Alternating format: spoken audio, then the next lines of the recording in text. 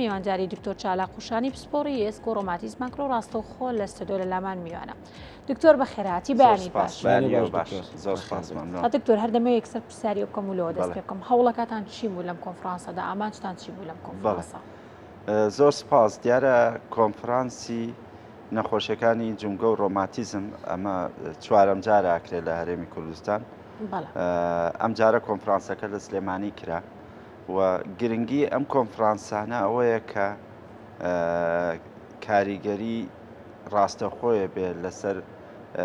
ئەو زانست و زانیاریانەی کە پەیوەندی بە نەخۆشیەکانی ڕۆماتیزمەوە هەیە لەم کۆنفرانسانە تازەترین بابەتەکان پێشکەشەکرێت تازەترین ڕێگای چارەسەرکردنی نەخۆشیەکان بازەکرێت و کۆمەڵێکی زۆر لە پزیشکان بەشداریەکەن کە هەر پزیشکانی هەرێمی کوردستان و عێراق نییە پزیشکانی دەرەوەش لە بەریتانیا و لە میسر و لە خەلیج و لە ئێران و کۆمەڵێک پزیشکی دەرەوەش بەشداریان کردبوو لە کۆنفرانسەکە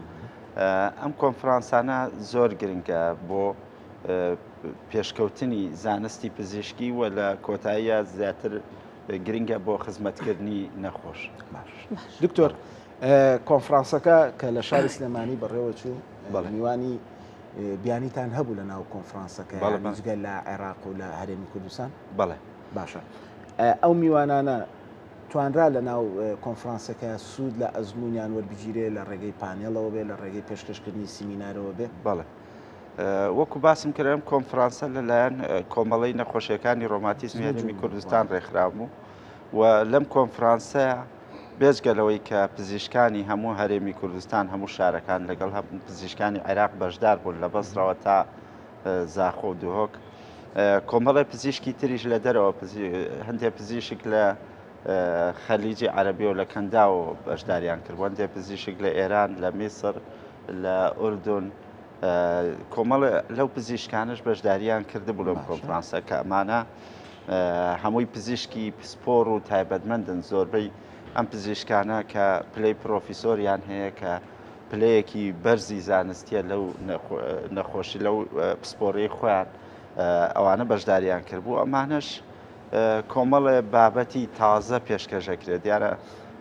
پزیشکانی پسپۆڕ ئێمە شۆک و پزیشکان ساڵانە لە کۆنفرانسەکانی لە هەموو دنیا ساڵانە ئەم جۆرە کۆنفرانسانە ئەنجامەدرێت لە ئەوروپا لە زۆر وڵاتانی تر زۆربەی پزیشکان بە پێی توانە پێویستە بەشداری ئەو کۆنفرانسانە بکەن. باشە دکتۆر جا دواتر دەینە سەر باسەوەی کە ئایا پلانتان دەبێت ئەو لە داهاتوودا لە چۆن کار بکەن لە دەرەوە یاخود کۆنفرانسی چۆن بکەن لە وڵاتەکانی دیکە دەبێت پرسیاری ئەو بکەم کە لەم کۆنفرانسەدا تا چەند توانراوە لە ڕێگەی کۆنفرانسەوە کە ئەو پزیشکانی لە دەرەوە بەشداریان کردو هاوڕێتی و هەماهەنگی دروستکەن بتوانن زانیاری نوێ یاخود توێژینی نوێ پێشکەشکرا بێ بتوانن ئێوە سوودی لێ ببینن هەم ئێوە زانیاریەکەتان ببەخشنمان هەم ئەوانش بیبەخشن بە ئێوە؟ بەڵێ لەم کۆنفرانسە کۆمەڵێک بابەت پێشکەشەکرێت لەوانە توێژینەوەی زانستیە توێژینەوەی پزیشکیە کە لە وڵاتانە لای خۆیان کراوە و ئەم توێژینەوانە بە سوودێکی زۆر زۆریە بێ بۆ پزیشکان بۆ چۆنێتی چارەسەرکردنی نەخۆشیەکان چکە ئەو توێژینەوانە زۆربەی لەسەر کۆمەڵە نەخۆشی ڕۆماتیزم ئەنجامەدرێت کە لە وڵاتانە ئەکرێت و بە دڵنیاییەوە ئەم کۆنفرانسانە بێجگەلەوەی کە لە ڕووی زانستیەوە سوودێکی زۆری هەیە لە ڕووی هەماهەنگی پزیشکانەوە ئەم پزیشکانە کە لە کۆنفرانسەکان میوانن 3 ڕۆژ لە شاری سلێمانی ماونەتەوە لەگەڵ پزیشکانە پەیوەندی دروستە بێ و هەماهەنگی دروستە بەڵێ ئەو پزیشکانە ئێمە وەکو کۆمەڵی ڕۆماتیزمی کوردستان کۆمەڵی نەخۆشیەکان ڕۆماتیزم خۆمان کۆنفرانسەکەمان ڕێخستەوە خۆمان بانگێشتمان کردوون کە بەشداری کۆنفرانسەکە بکەن. دکتۆر لە کۆنفرانسەکە جگە لە ئەو بابەتانی کە پێشکەشکران بەشێکیش هەبوو وەکو پێشانگایەک وا بوو کە دانرابوو لەوێ بۆ ئەم پێشانگا بوو یاخود ئەمە ئەو نوێترین تەکنۆلۆژیانی پزیشکیە کە لە بواری ئێسک و جونگە و ڕۆماتیزم و ئەمانەیە بەکاریەت بۆ ئەوە بوو یاخود چی کە هەبوو لە ئەو بەشەی کە لەوێ پێشاندرا بوو زۆربەی کۆمپانیاکانی دەرمان و ئامێری پزیشکی چارەسەری سروشتی و ئەو کۆمپانیایانە بوون یعنی ئەو دەرمانانەی کە پێویستە بۆ چارەسەری نەخۆشیەکانی ڕۆماتیزم تازەترین دەرمان لەوێ دانرابوو بۆ ئەوەی پزیشکان پێی ئاشنابن بۆ دەرمانانەی کە هەیە لە هەرێمی کوردستان و لە عێراق و کە بەردەستە و ئەم کۆمپانیانش لە ڕاستی ئێمە ئەم کۆنفرانسانە بە سپۆنسەری ئەم کۆمپانیای ئەنجام بدرێت چونکە خۆتانزانم کۆنفرانسانە پێویستی بە تێچوویەکی زۆرە تۆ ئەم هەموو پزیشکە لە هەموو عێراق نزیکەی 130 پزیشک بەشداری کردبوو لەم کۆنفرانسەیە 130 پزیشک پێویستی بە تێچوویەکی زۆرە و ئێمە زۆر سوپاسی ئەم کۆمپانیایە ناکەین بەڕاستی چکە لە ڕاستی ئەم کۆنفرانسانە بێت لەلایەن وەزارەت تەندروستیەوە ڕێک بخرێ بەڵام خۆتان زان بەوەی بارودۆخەکەەوە کە بارودۆخی دارایی و موچە و ئەمانە کە بەردەوام بەداخەوە خراپە پزیشکان خۆیان هەوڵانە داوەکە ئەمانە ڕێک بخەن کە ئەمەین بڵین هەوڵی شخصی پزیشکانەکە بۆ دڵسۆزیانە بۆ پیشەکەیان و مهمەکان کە ئەم کۆنفرانسانە ڕێک بەڵێ پێشتر ئەم کۆمەڵانە دروست نەکرابوو ئێمە پێشتر کۆمەڵی هەموو پسپۆریە ئێستا هەموو پسپۆریە کۆمەڵی تایبەت بەخۆی هەیە پێشتر بەس سندیکای پزیشکان هەبوو ئێستا هەموو پسپۆریەک بڵێن پسپۆری نەخۆشی چاو کۆمەڵی تایبەت بەخۆی هەیە پسپۆری پێست و جوانکاری کۆمەڵی هەیە ئەم کۆمەڵانە کۆمەڵێک پزیشک کە لەم کۆمەڵانە کارەکەن و ئەم پزیشکانە هەڵاستن بە ئەم کۆمەڵی هەڵاستێ بە ڕێخستنی ئەم کۆنفرانسانە کە بەڕاستی ئەرکێکی زۆر قورسە وەکوتم ئەمە ئەبواە وەزارەت تەندروستی ئەم کۆنفرانسە گەورانە ڕێکخا بۆ پێشکەوتنی زانست ڕاتەگرم و زانیمان کە حکوومەت و وەزارەتی تەندروستی هەڵناستێ بە پشتگیری و پشتیوانی و سپۆنسەرکردنی ئەم کۆنفرانس و چالاکیان ئەی تا چەند گوێتان لێ ئەگیرێ ینی نمونێسە لەم کۆنفرانسەیە ڕەنگە بابەتێکی گرنگ هەبێ کە پێویست بێ حکوومەت بێ داعمتان بکات وەزارەت بێ داعمتان بکات بۆ باشترکردنی ئەم چۆنەڵێ ئەم بەشە پزیشکیە گوێتان لێ گیرێ من خۆم بینیم نوێنەری وەزارەتیش ئامادە بوو لە ناو کۆنفرانسە بەڵێ بریکاری وەزارەتی تەندروستی و زۆربەی فەرمانگەی تەندروستی و بانگەش کرابووم بۆکردنەوەی کۆنفرانسەکە وەڵا لە ڕاستی ئەم کۆنفرانسانە ئێمە ئەوەی بەلای ئێمەوە گرنگەوەکو پزیشکان زیاتر ئەبدەیتکردنی زانیاری یانی تازەکردنەوەی ئەو چارەسەر و ڕێگای چارەسەر و ڕێگە تازانەی چارەسەری نەخۆشیەکانە ئەوانەی ترکە زۆر هەندێشتی تر هەیە کە بەڕاستی لە وڵاتانە هەیە کە لە زۆر وڵاتان نەتوانم بڵێ مەستا وڵاتانی خەلیج و حتا لەوێ زۆر پێشکەوتووە لە ڕووی ئامێری پزیشکی و لە ڕووی ئەو پشکنین و پێداویستیانەی کە بۆ دیاریکردنی نەخۆشیەکانەکرێ بێگومان ئێمە زانیاری لە ئەوان وەرەگرین و ئێمەش پێشنیارەکەین و پێشتریش بەڕاستی زۆر پێشنیار کراوە بەڵام بەداخەوەتوانم بڵێم نیوەی ئەو پێشنیارانەی پزیشکان جێبەجێ ناکرێت چونکە بەردەوام قەیران هەیە و بەردەوام کێشە هەیە بەوەی نەبوونی قەیران خۆ دکتۆر پزیشکان داوای پارە ناکەن یعنی کە وا جێبەجێ ناکرێت پزیشک گیت لێکۆڵینەوەیەکی هەیە توێژینەوەیەکی هەیە بەحسێکی هەیە کە خزمەتەکە بە بوارەکە بەڵێ ینی هۆکارەکەی چییە کە ئەم کەم تەرخەمیە هەیە لە ناو وەزارەت و لە لای وەزیر و وەزارەتەوە هۆکارەکەی ئەوەیە تۆکو کۆمەڵەوەکو کۆمەڵەیەکی زانستی زۆر جار تۆ پێشنیارەکەی زۆر جار پێویستت بە بینایە وانی بە بینایەکی باشە بۆی خزمەتێکی باشتر بکەیت ئێمە خۆتان زان نەخۆشخانە بەردەوام پێویستی بە تازەکردنەوە و فراوانکردن و تۆ بتەوێت خزمەتی زیاتر بکەیت پێویستە ئەم نەخۆشخانەی باشتر بێ نەخۆشخانەکانی ئێمە بەڕاستی ئەمەی زۆربەی نەخۆشخانەی کۆنن لە شاری سلێمانی ئەتوانم بەس بڵێم نەخۆشخانەی شار تا ڕادەیەک ئەویش خەریکە کۆنە بێ نەخۆشخانەکان شاری سلێمانەیەکێکە لە شارە پزیشکی ئەتوانم بڵێم لە ڕووی کەرتی تەندروستیەوە سلێمانی لە هەموو شارەکانی تر پێشکەوتوترە بەڵام بەداخەوە بۆی ئەم قەیرانانەوە وای لێ هاتووە کەرتی گشتی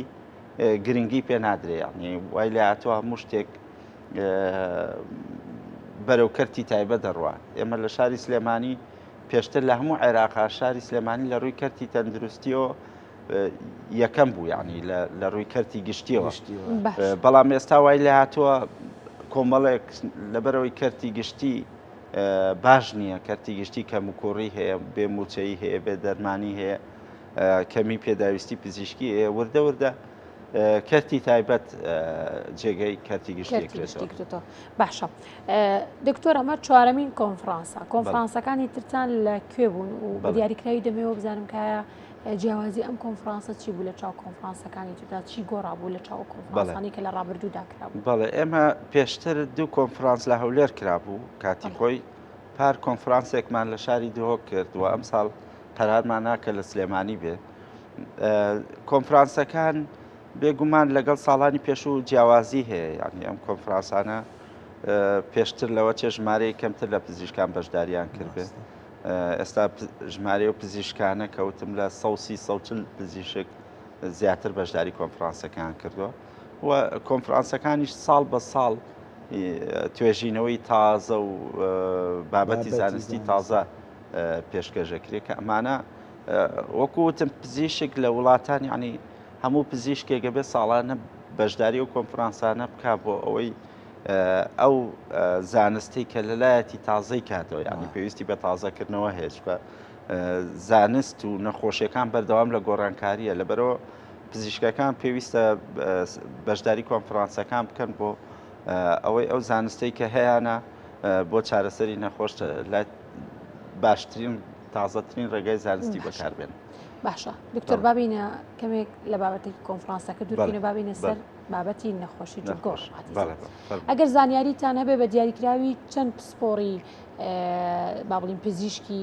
لە نەخۆشەکانی جوگۆ ڕۆماتیزمەیە لە هەرێمی کوردستانە لە هەرێمی کوردستانە ئێمە لە شاری سلێمانی نزیکەی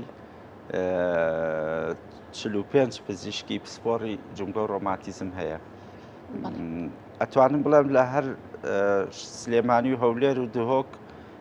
نزیکەی 250 پزیشکەیە کە تایبەتمەندن بە پزیشکی جوگۆ و ڕۆماتیزم. باش هەرچەند سانا بابەتەکەی دوور خزۆ لە ناو کۆنفرانسەکە بەس من پرسیارێکی تری ناو بابەتی کۆنفرانسەکەم هەیە دواترینەوە سەر ئەو بابەتانەی سانا لە بەرەی گرنگە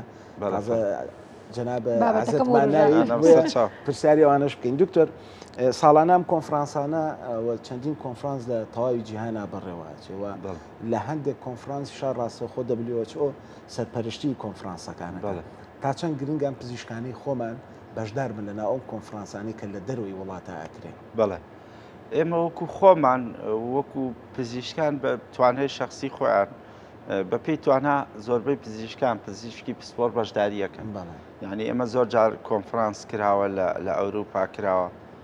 من خۆم بەشداریم کردووە لە دووبەی لە زۆر شوێنی تر لە تورکیا لە وڵاتانی تر زۆر جار کۆنفرانس لە ئەمریکا کرێکە لە زۆربەی وڵاتان نەکرێت پزیشکان بەپێی توانای خۆیان بەشداری کۆنفرانسەکانیان کردووە سوودیشی زۆر گرنگە چکۆکو باسم کرد تۆ ساڵانە دەرمانی تازە و ڕێگەی چارەسەری تازە و بۆ دەستنیشانکردنی نەخۆشەکانی لە گۆڕانکاریە لەبەرەوە ئەبێ پزیشکان لە هەموو پسپۆڕیەکان ئاگیان لە تازەترین توێژینە و بابەتە زانستیەکان بێت تایبەت بۆ پسپۆڕیان. دکتۆر با جابینە سەر ئەو بابەتانەی تر ئێستا ئاستی پزیشکانی ڕۆماتیزم و جوگە لە هەرێمی کوردستانە چۆن هەڵەسەنگێنی ینی نەخۆشێک وای لێ هاتووە لێرە ئیتر پێویستی بەوە نەبێت کە سەردانی دەروی وڵات بکە بۆ چارەسەر پزیشکانی خۆمان لەو ئاستەیان کە ئیتر بتوانن چارەسەری هەموو ئەو گرفتە تەندروستیانە بکەن بۆ نەخۆشەکە. بەڵێ وڵا بە خۆشحاڵیەوە توانم بڵێم ئێستا منۆکو نەخۆشیەکانی ڕۆماتیزم زۆربەی نەخۆشیەکان لێرە چارەسەرەکرێەوە دەستنیشانەکرێ ینی نەخۆشی ڕۆماتیزم یەکێکە لەو نەخۆشیانی کە دەستنیشانکردنی نەخۆشیەکان تۆزێ قورسەوەکو نەخۆشی تر نییە نەخۆشێکی شکاوی بێن هینێک بێچکەمانە ڕۆماتیزم لەوە چە لای خەڵک یەک جۆر ڕۆماتیزم هەبێ بەڵام